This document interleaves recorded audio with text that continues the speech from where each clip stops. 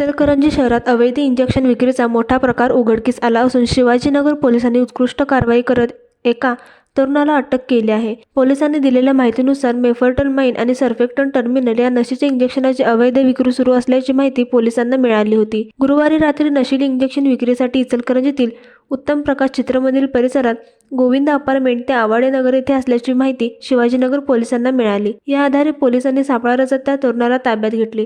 त्याचे नाव साहिल पाटील, वय वर्ष 19, राहणार येड्राव.